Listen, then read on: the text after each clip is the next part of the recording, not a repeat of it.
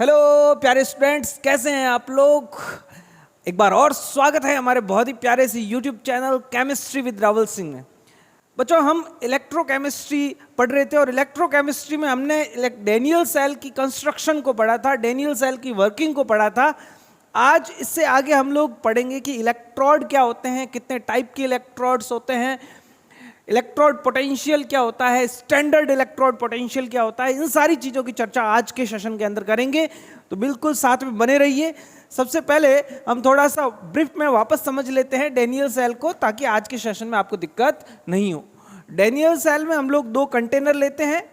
ये सारी चीज़ें हम लोग पिछले वीडियो के अंदर पढ़ चुके हैं। 2 कंटेनर लेते हैं और दोनों कंटेनर के अंदर हम सॉल्यूशन भरते हैं। इधर वाले कंटेनर के अंदर हम जिंक सल्फेट भरते हैं, इधर हम कॉपर सल्फेट भरते हैं। कॉपर सल्फेट का सॉल्यूशन भरते हैं एक्वस सॉल्यूशन। इसका मतलब है जिंक सल्फेट और कॉपर सल्फेट को हमने पानी के अंदर घोल के भरा है ना।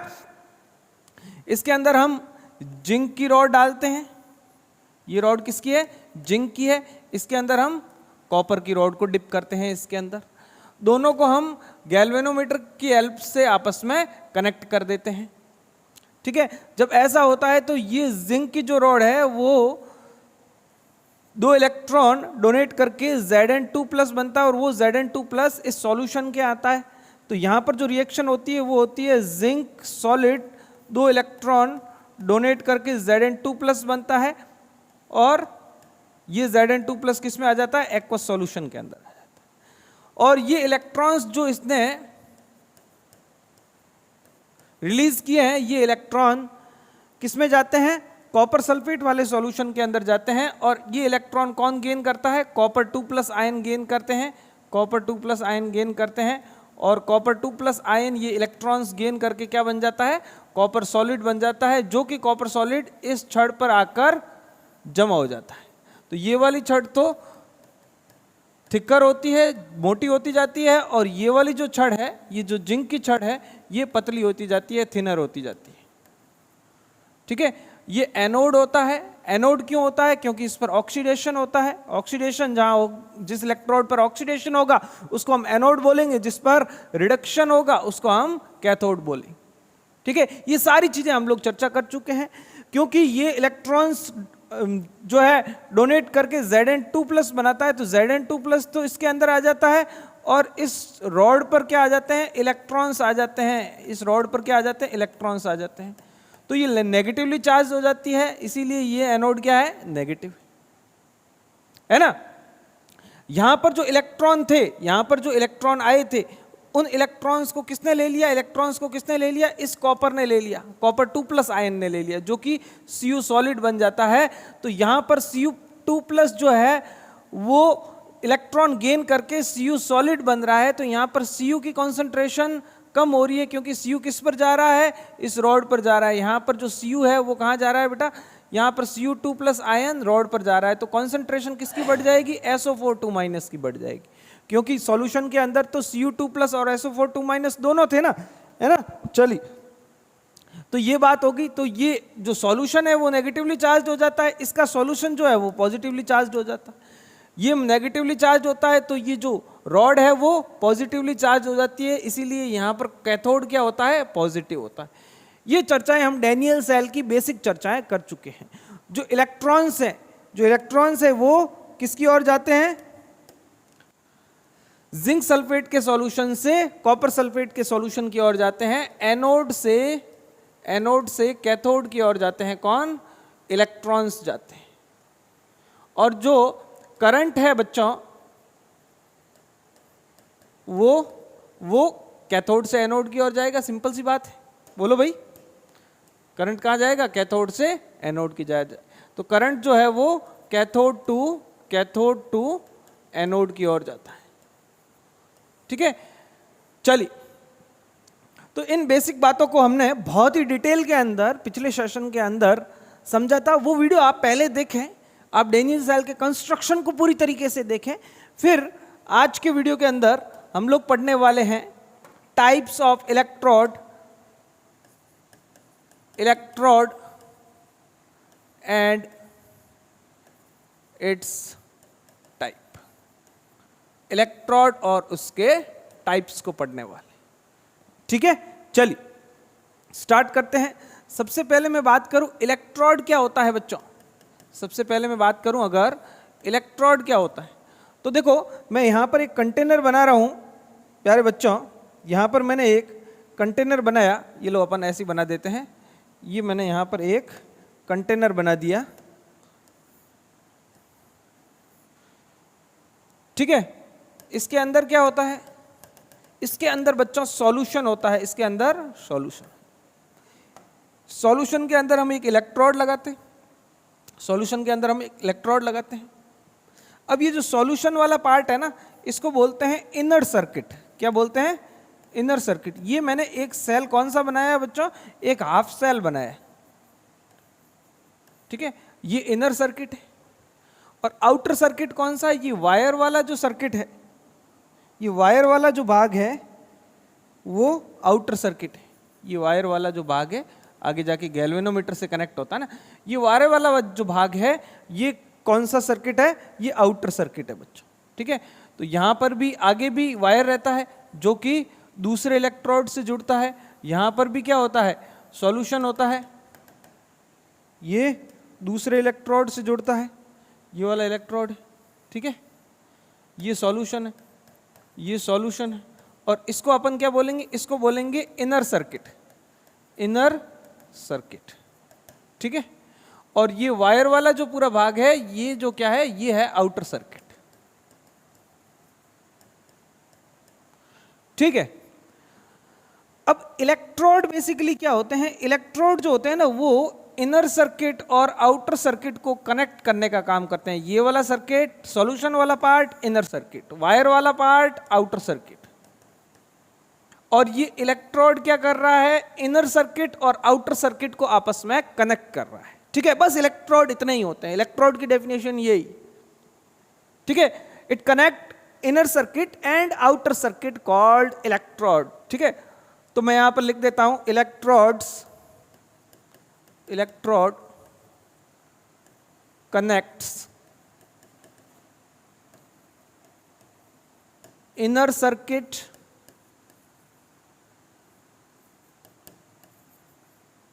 of a half cell, inner circuit and outer circuit, inner circuit and outer circuit of a half cell।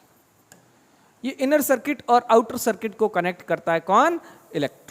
बस ये आपको ध्यान में रखना है, ये चीज आपको पता चल जाएगी तो फिर आपको कोई दिक्कत नहीं आएगी, ठीक। तो यहां पर अपन छोटा सा डायग्राम भी बना लेते हैं। तो मैं यहां पर लिखूंगा कि ये एक मैंने यहां पर हाफ सेल बना दिया, ये इसका बच्चों क्या है, ये इसका इनर सर्किट है, ये इलेक्ट्रोड बना दिया, और ये क्या है, आउटर सर्किट, ठीक है। तो अपन लिख देते हैं ये इनर सर्किट और ये क्या है, आउटर सर्किट। क्लियर है। तो ये तो बेसिक बात होगी इलेक्ट्रोड की। अगर एग्जाम्पल की बात करूं मैं तो बहुत सारे एग्जाम्पल, जैसे आप वायर ले सकते हो इलेक्ट्रोड के लिए, आप रॉड ले सकते हो इलेक्ट्रोड बनाने के लिए, आप रॉड का यूज कर सकते हो, आप प्लेट का यूज कर सकते हो। किसका यूज कर सकते हो, प्लेट का यूज कर सकते हो, चकती का यूज कर सकते हो। तो ये इसके एग्जाम्पल्स है। किसके एग्जाम्पल्स है बच्चों, ये एग्जाम्पल्स है इलेक्ट्रोड के, ठीक है। अब बात करें ये कितने टाइप्स के होते हैं, तो मैं यहां अगर लिखूं टाइप्स ऑफ इलेक्ट्रोड, क्या लिखूं बच्चों, टाइप्स ऑफ इलेक्ट्रोड, तो आप लोग समझने की कोशिश करना इलेक्ट्रोड एंड टाइप्स। तो इनको बेसिकली इलेक्ट्रोड्स को दो पार्ट्स में डिवाइड किया गया है। कितने पार्ट्स में, दो पार्ट्स में। इलेक्ट्रोड को दो पार्ट्स में डिवाइड किया गया है। एक होते हैं जनरल इलेक्ट्रोड्स या कॉमन इलेक्ट्रोड्स, और दूसरे होते हैं इनर्ट इलेक्ट्रोड्स।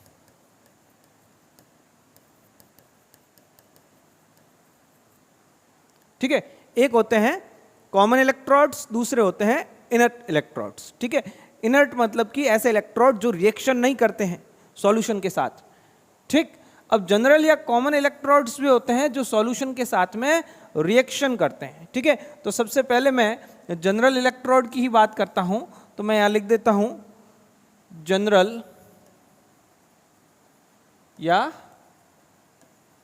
Common electrode. देखो ये कैसे बनाएंगे, पहले तो आपको समझना है। अपन क्या करेंगे, मैंने एक हाफ सेल बनाया, उसके अंदर हमने सॉल्यूशन भरा। इस सॉल्यूशन के अंदर मैं यहाँ पर एक ये इलेक्ट्रोड लगा दिया, और ये क्या है बच्चों, ये आउटर सर्किट है। ये क्या है, आउटर सर्किट, ये इनर है, ये आउटर। ठीक है, और ये क्या है, इलेक्ट्रोड। ये इलेक्ट्रोड मेटल का होता है, इसीलिए मैं यहां पर M लिख देता हूं। ये कोई भी हो सकता है। अब आपको ध्यान रखना है, आप ये इनर सर्किट में जो सॉल्यूशन यूज करोगे, जैसे मान लो आपने ये सॉल्यूशन लिया ZnSO4, ZnSO4 का एक्वस सॉल्यूशन लिया है, तो यहां पर Zn का ही इलेक्ट्रोड आपको लेना पड़ेगा।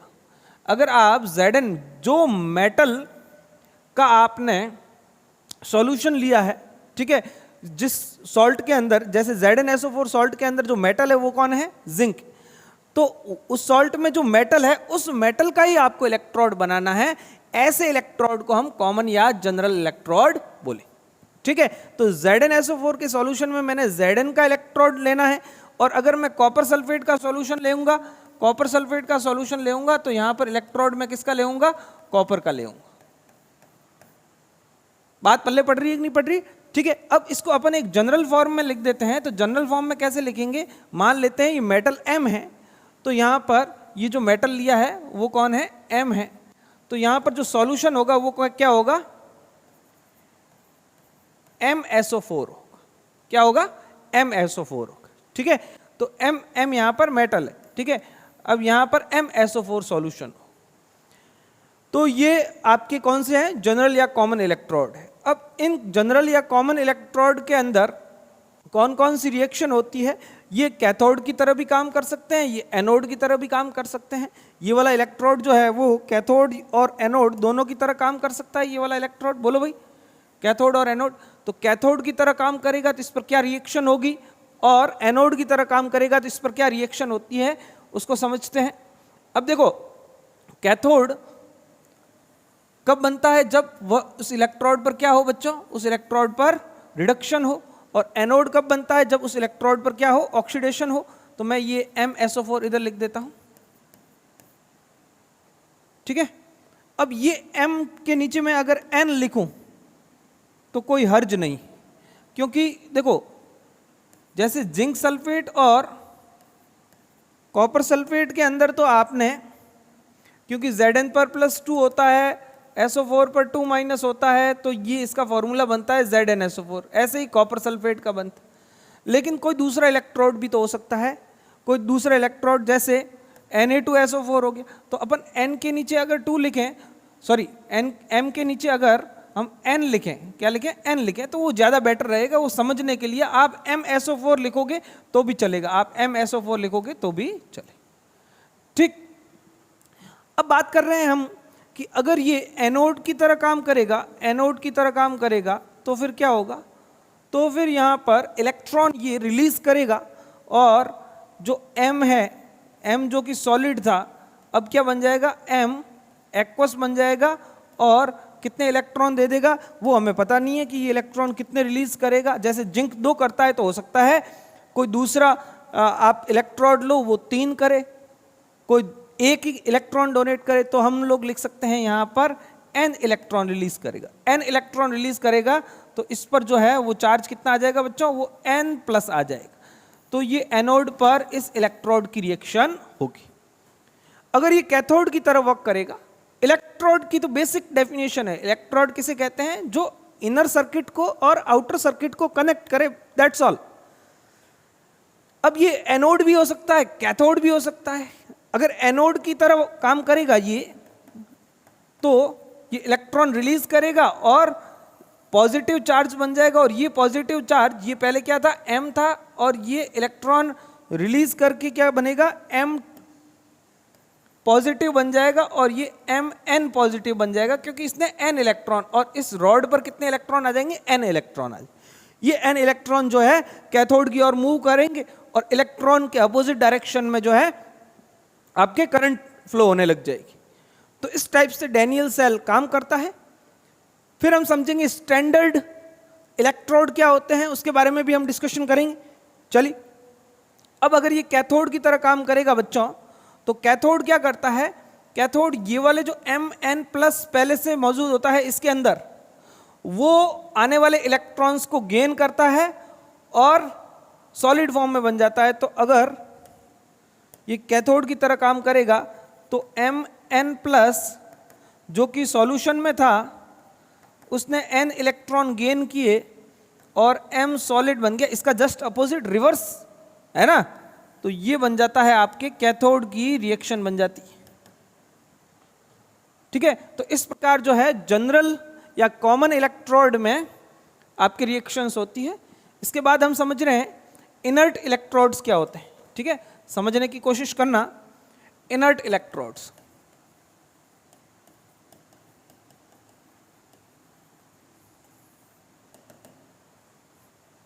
ठीक है।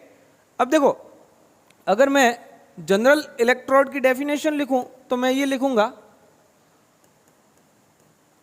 दे कनेक्ट्स इनर एंड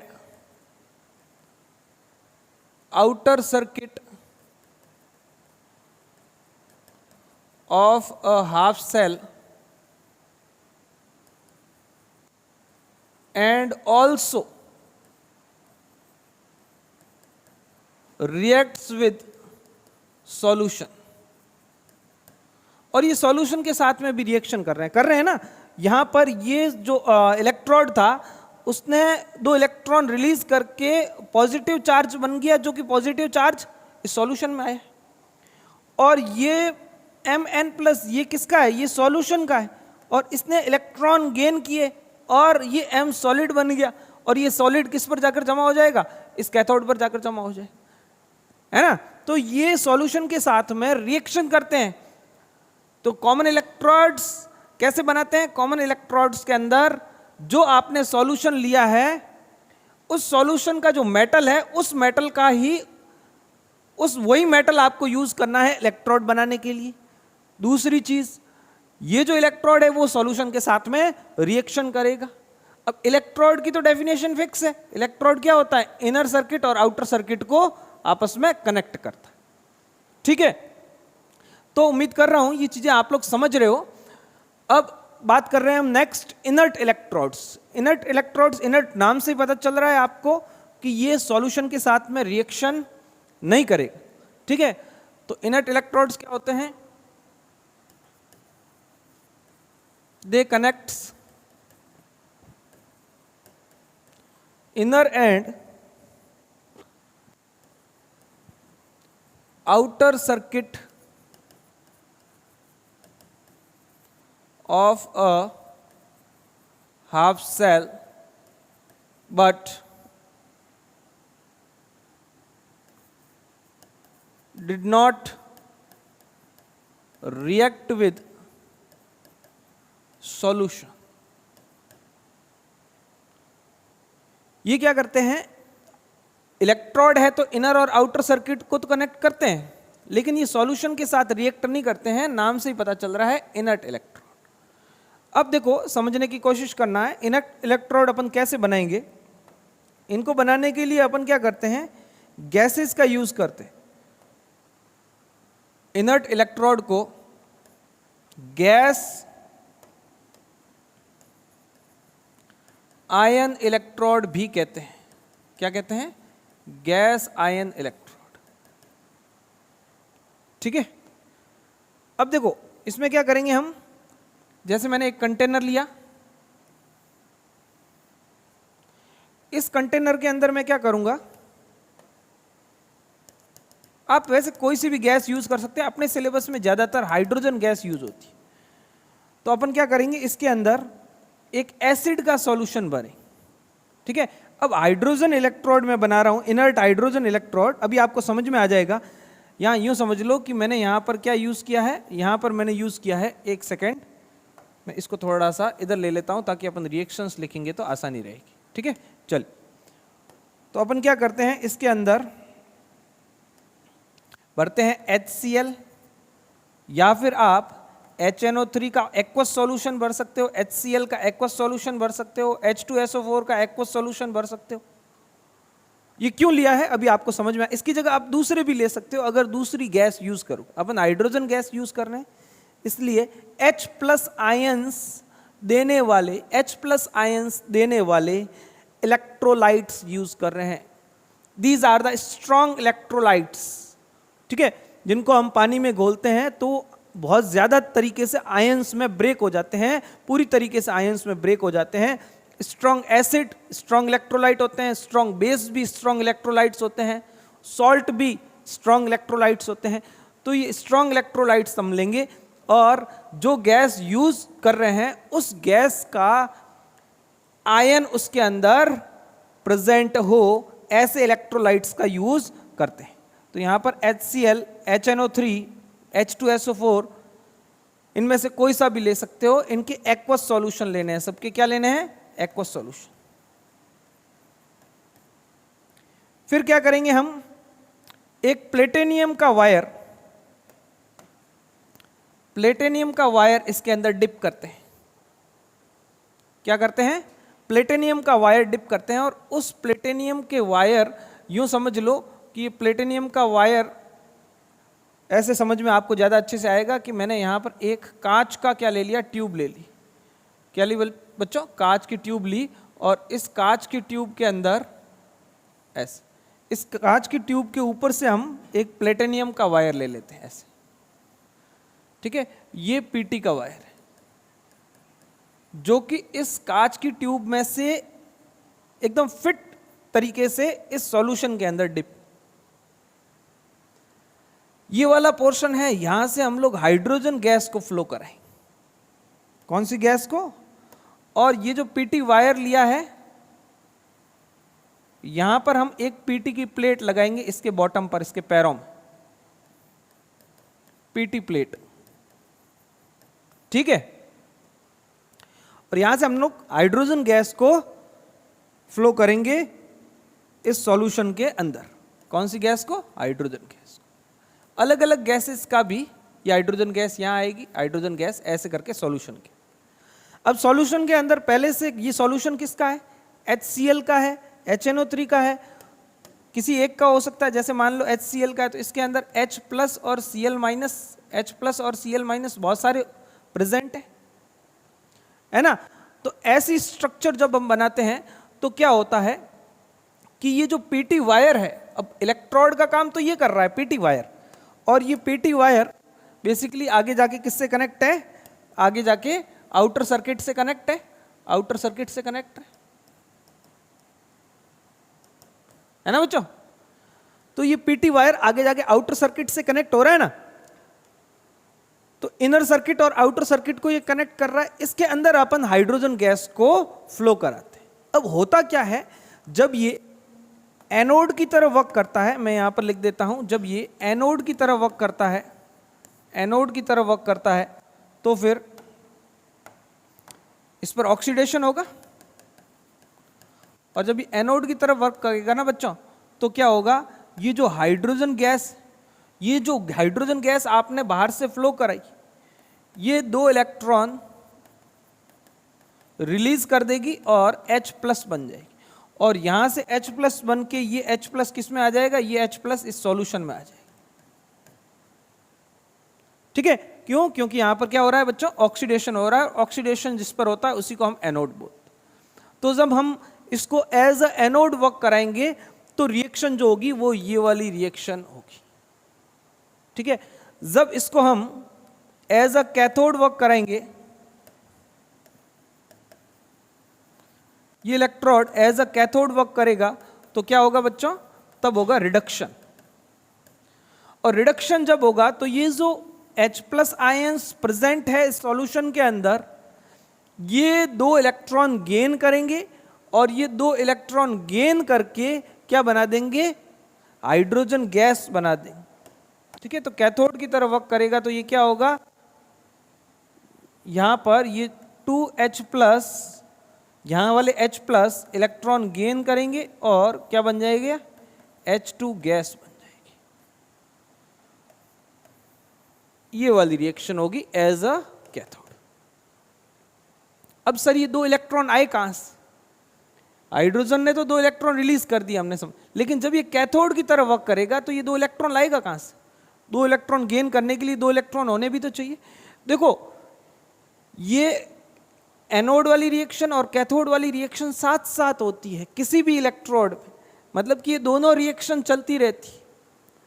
मैं आपकी जानकारी के लिए बता दूं कि H2 से क्या बन रहा है, 2H+ और वापस 2H+ से क्या बन रहा है, H2। अब रेट ऑफ रिएक्शन जिसकी ज्यादा होगी, मतलब H2 से H+ बनने की रेट अगर ज्यादा होगी, H2 से H+ बनने की रेट अगर ज्यादा हो तो फिर ये एज अ एनोड वर्क करेगा। ठीक है, अगर 2H+ से H2 बनने की रेट अगर ज्यादा होगी, इससे किससे, वापस समझ लें, अगर हाइड्रोजन गैस से हाइड्रोजन आयन बनने की रेट हाइड्रोजन आयन से हाइड्रोजन गैस बनने की रेट से ज्यादा है तो वो एज अ एनोड वर्क करेगा। ठीक है, तो मैं यहां पर लिख देता हूं rate of H2 is greater than rate of 2H+ से H2 बनने की, तो फिर ये किसकी तरह वर्क करेगा, ये एनोड की तरह वर्क करेगा। और इसका रिवर्स, अगर रेट ऑफ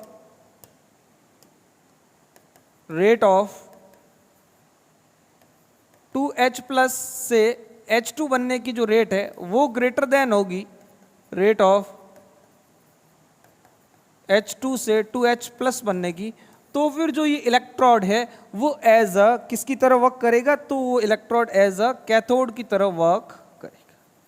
ठीक है, तो 2 इलेक्ट्रॉन जो है वो सॉल्यूशन के अंदर ही मौजूद है ना, 2 इलेक्ट्रॉन, मतलब कि यहां पर ये H2 इलेक्ट्रॉन्स लगातार त्याग तो रहा है, इलेक्ट्रॉन लगातार रिलीज तो कर रहा है, वो इलेक्ट्रॉन ये H+ जो है गेन करके H2 गैस बना दे। अब इन दोनों के अंदर जिसकी रेट ज्यादा है, अगर इसकी रेट ज्यादा है H+ बनने की H2 से, तो फिर ये एज अ एनोड वर्क करेगा। और H2 से H+ से H2 बनने की रेट ज्यादा है, इलेक्ट्रॉन गेन करने की रेट ज्यादा है, रिडक्शन होने की रेट ज्यादा है, यहां पर क्या हो रहा है, ऑक्सीडेशन, और ये क्या हो रहा है, रिडक्शन। अगर रिडक्शन की रेट ज्यादा है तो फिर वो एज अ कैथोड वर्क करेगा। सिंपल सी बात अपन अगर लिखें तो rate of oxidation is greater than rate of reduction, then electrode will work as a anode, and if rate of reduction is greater than rate of oxidation, then this inert electrode is work as cathode। तो ये basic बातें आप लोगों को पता चल जाएगी, तो फिर आप नर्स्ट इक्वेशन के अंदर इजीली आप लोग बहुत अच्छे से काम कर पाओगे और न्यूमेरिकल क्वेश्चंस भी बहुत अच्छे से कर पाओ, है ना। चलिए, अब अगर इसकी बात करें हम जनरल इलेक्ट्रोड की, तो मैं बोल सकता हूं कि अगर ऑक्सीडेशन ऑक्सीडेशन क्या है, Zn से Zn2+ बनने की रेट। ठीक है, इसमें हम जो हमने डेनियल सेल के अंदर लिया था वही ले रहे हैं। ठीक है, अगर वो रेट ज्यादा होगी किससे, रिडक्शन से। रिडक्शन क्या होगा, रिडक्शन होगा सर, ये 2 इलेक्ट्रॉन थे, Zn2+ 2 इलेक्ट्रॉन गेन करके, ये लगातार होता रहेगा, जो मैंने बताया ना वो लगातार होगा, 2 इलेक्ट्रॉन गेन करके Zn सॉलिड बन रहा है। अगर ये रेट ज्यादा होगी तो फिर ये वाला electrode as a anode work करेगा, और जो फाइनल रिएक्शन हम लिखेंगे वो ये रिएक्शन लिखेंगे, क्योंकि इसकी रेट ऑफ रिएक्शन ज्यादा है तो लास्ट में जीतेगा कौन, ये वाला। इसीलिए इसको एज अ एनोड वर्क करेंगे। ये रिएक्शन कुछ ऐसी होती है, Zn से Zn2+ और Zn2+ से वापस लगातार Zn बनता रहता है। ठीक है, तो ये डीपली आप लोग समझोगे तो आपके कॉन्सेप्ट्स ज्यादा क्लियर होंगे, है ना। ये होते हैं आपके टाइप्स ऑफ इलेक्ट्रोड। नेक्स्ट हम बात कर रहे हैं इलेक्ट्रोड पोटेंशियल की, इलेक्ट्रोड पोटेंशियल की। ठीक, समझने की कोशिश करोगे इलेक्ट्रोड पोटेंशियल क्या होता है। देखो, एक सेल बनाते हैं, ये मैंने यहां पर एक हाफ सेल बना दिया, इसके अंदर मैं क्या कर देता हूं, सॉल्यूशन फिल कर देता हूं, इसके अंदर एक इलेक्ट्रोड लगा देते हैं, है ना। अब ध्यान से समझना,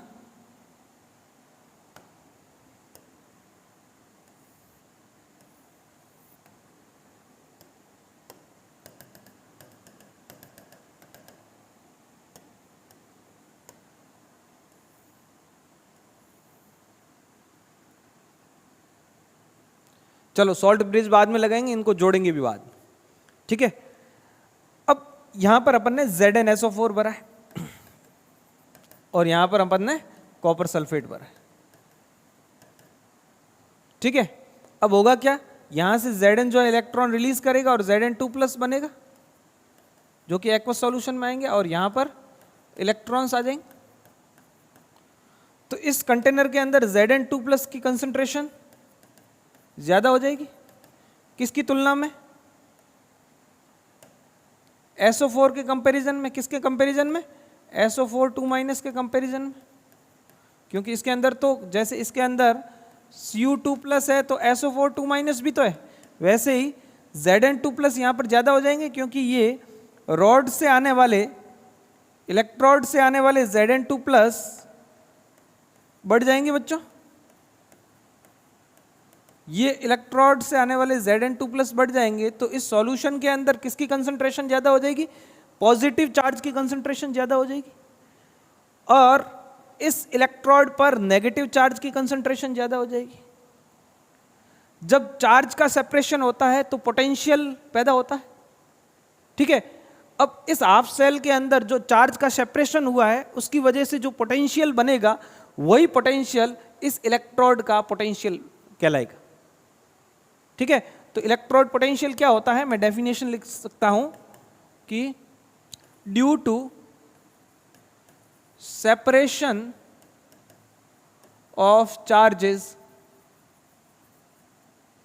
इन half cell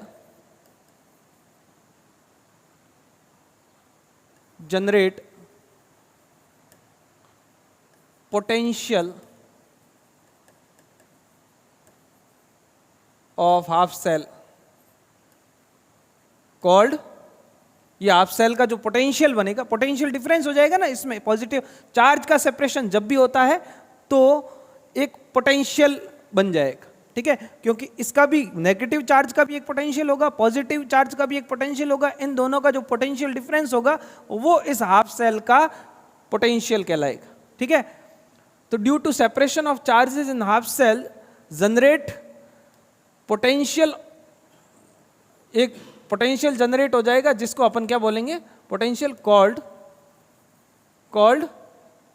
electrode potential, electrode potential, उसी को अपन इलेक्ट्रोड पोटेंशियल बोले, ठीक है। वैसे ही इसके अंदर ये यहां पर तो क्या हुआ, Zn2+, Zn ने Zn2+ बना, दो इलेक्ट्रॉन रिलीज करके, तो Zn2+ की कंसंट्रेशन यहां पर ज्यादा होगी और इलेक्ट्रॉन्स की कंसंट्रेशन इस पर ज्यादा होगी, इसीलिए ये नेगेटिवली चार्ज होता है, इसको अपन एनोड बोलते हैं। एनोड क्यों बोलते हैं, क्योंकि इस पर ऑक्सीडेशन होता है।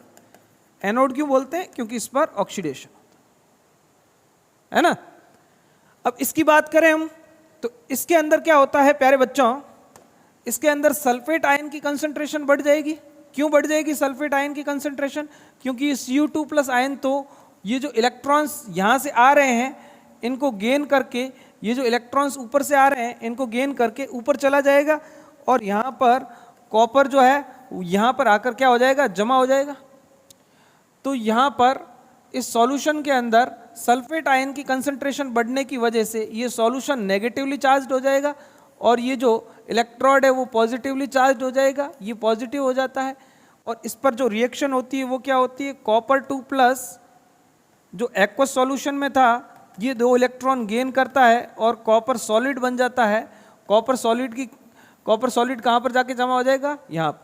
तो ये कॉपर 2+ यहाँ से लगातार कम हो रहा है तो किसकी कंसंट्रेशन बढ़ रही है, सल्फेट आयंस की कंसंट्रेशन बढ़ रही है। तो ये सॉल्यूशन नेगेटिवली चार्ज हो जाता है, ये इलेक्ट्रोड पॉजिटिवली चार्ज हो जाता है, जिसकी वजह से एक पोटेंशियल इसका होगा, एक पोटेंशियल इसका होगा और इन दोनों का जो पोटेंशियल डिफरेंस होगा वही इस हाफ सेल का इलेक्ट्रोड पोटेंशियल होगा, वही इस हाफ सेल का क्या होगा, इलेक्ट्रोड पोटेंशियल। ठीक है, तो ये इलेक्ट्रोड पोटेंशियल आपको समझ में आ गया होगा, मैं ऐसी उम्मीद कर रहा हूं। नेक्स्ट सेशन के अंदर हम लोग सेल पोटेंशियल क्या होता है, ईएमएफ क्या होता है, स्टैंडर्ड इलेक्ट्रोड पोटेंशियल क्या होता है, उन सब के बारे में चर्चा करेंगे। आज के लिए इतना ही, तब तक के लिए धन्यवाद, थैंक यू, आभार, खमा गणी।